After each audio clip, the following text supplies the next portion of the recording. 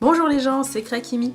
Aujourd'hui, je vais vous proposer une vidéo astuces et conseils concernant la pâte Fimo. Les conseils et les astuces que je me permets de vous donner sont ceux que j'utilise vraiment très souvent, régulièrement, quasiment tout le temps pour certains. Je ne prétends pas tout savoir de la pâte polymère, mais je me suis dit que si ces conseils ont été utiles pour moi, alors ils le seront peut-être aussi pour vous. J'espère que les astuces et les conseils que je vais vous présenter vous plairont. Je ne sais pas si vous les connaissez. Si vous connaissez ces conseils et ces astuces, eh bien tant mieux pour vous. Si vous ne les connaissez pas, vous allez tout de suite les connaître. On commence tout de suite. Ramollir la pâte. Vous voulez faire de la pâte Fimo, mais malheur, votre pâte s'effrite, elle est vraiment impossible à travailler, vous êtes très embêté. Il s'agit simplement d'ajouter de la crème hydratante à votre pâte. Alors vous en mettez vraiment un tout petit peu, ça va permettre de ramollir la pâte et de recoller les petits morceaux entre eux. Pour la crème hydratante, vous pouvez prendre n'importe quelle marque, tant que c'est de la crème hydratante, la Nivea toute basique, c'est très bien. Alors par contre, il faut vraiment la malaxer un bon moment pour que la pâte soit bien homogène. Certaines personnes peuvent vous conseiller de mettre votre pain sur un radiateur pour réchauffer la pâte et la ramollir. Ça peut être une solution, mais je vous le déconseille parce que si jamais vous oubliez la pâte ou si le radiateur est trop chaud, votre pâte risque de commencer à cuire et là elle sera inutilisable. Évitez des traces de doigts. Alors pour ça, soit vous utilisez des gants en latex dès le départ, ça vous évitera d'avoir des traces de doigts ou alors ça va vraiment les minimiser. Ou alors vous pouvez très bien effacer vos traces après sur votre création avec un coton-tige et de l'alcool à 90. La peinture acrylique. Tout le monde ne le sait pas forcément, mais la peinture acrylique passe très bien au four. Vous pouvez très bien peindre sur vos créations crues les petits détails que vous ne souhaitez pas faire en pâte Fimo et la passer ensuite au four. Accrocher un apprêt. Il existe plusieurs apprêts différents. Les trois les plus connus, ce sont vraiment la tige à œil, la tige à tête plate ou alors le piton. Le plus souvent, j'utilise la tige à œil. Pour la tige à œil, ce que je peux vous conseiller pour qu'elle tienne bien dans votre création, c'est de ne pas la planter droite. Si vous la plantez droite, la tige pourrait très bien s'enlever, même après cuisson, parce que y a rien qui la retiendra en fait. Une petite astuce pour bien faire tenir votre tige, quand vous l'avez plantée, de la plier un tout petit peu en L pour éviter qu'elle ne sorte de la création plus tard. Avec la tige à tête plate, vous n'aurez pas forcément ce problème, puisque le côté plat de la tige reste dans la création, donc évite que la tige sorte en fait. Il vous faudra juste faire une boucle avec le haut de la tige pour pouvoir ajouter n'importe quel apprêt juste derrière, si vous voulez faire des boucles d'oreilles ou un pendentif. Concernant le piton, il suffit juste de le visser dans la création. Personnellement, je suis pas très fan, j'ai vraiment peur que ça sorte de la création. J'ai jamais utilisé de piton, donc je vais pas dire de bêtises, mais j'ai pas forcément confiance. Au visuel, ça me paraît pas forcément ce qu'il y a de plus solide sur le long terme, disons. Pour nettoyer la pâte. Alors, ce que j'utilise le plus, ça va être l'alcool à 90. C'est vraiment ce qui ne détériorera pas votre pâte, parce qu'en fait, si vous utilisez par exemple du dissolvant, selon le dissolvant que vous utilisez, ça peut très bien ternir vos couleurs. Donc je vous conseille pas du tout d'utiliser du dissolvant. L'alcool à 90, c'est une valeur sûre, ça ne décolorera pas vos créations. Au-delà de ça, il existe aussi les lingettes bébés, ça marche très bien aussi pour enlever les poussières sur vos créations. Après, c'est surtout pour les créations qui sont assez grandes ou qui ont une grosse surface, puisque les lingettes bébés ne sont pas du tout précises. Pour nettoyer les petites zones. Lorsque vous avez une création que vous souhaitez nettoyer, il existe souvent des petites zones où votre coton-tige ne peut pas passer, et dans ce cas-là, vous êtes embêté pour nettoyer la zone. Alors ce que je fais, c'est que j'utilise un cure-dent et j'ajoute un petit peu de ouate dessus, j'enroule un petit peu le cure-dent sur de la ouate, et en fait ça va vous faire un mini coton-tige de précision si je puis dire, et ça vous permettra de nettoyer les zones très petites, les coins ou ce genre de choses.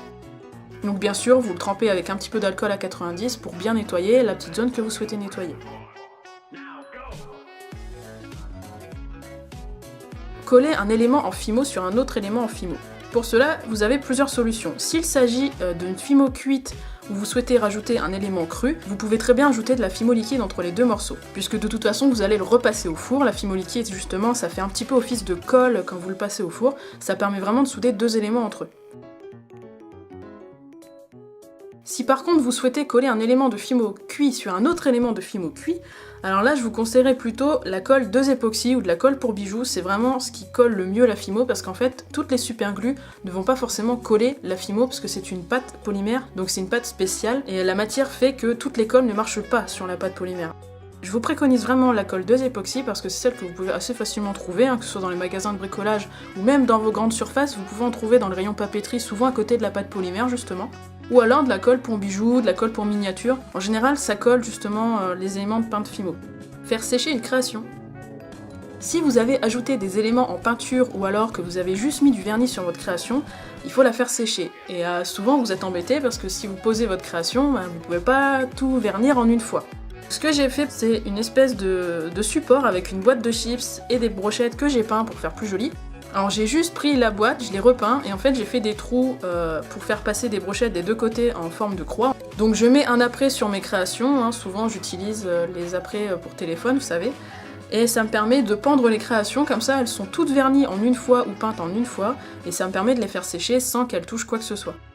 Donc c'est joli, ça peut aussi servir à mettre vos créations en valeur si vous voulez les ranger. Donc ça peut faire office de support de séchage ou alors de support de rangement.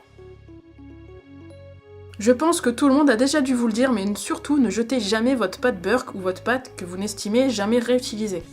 La pâte Burke, ça peut toujours vous servir à faire du remplissage, à faire des copeaux, à faire n'importe quoi. Vous pouvez toujours vous en servir, vous en aurez toujours besoin, donc il faut toujours la conserver.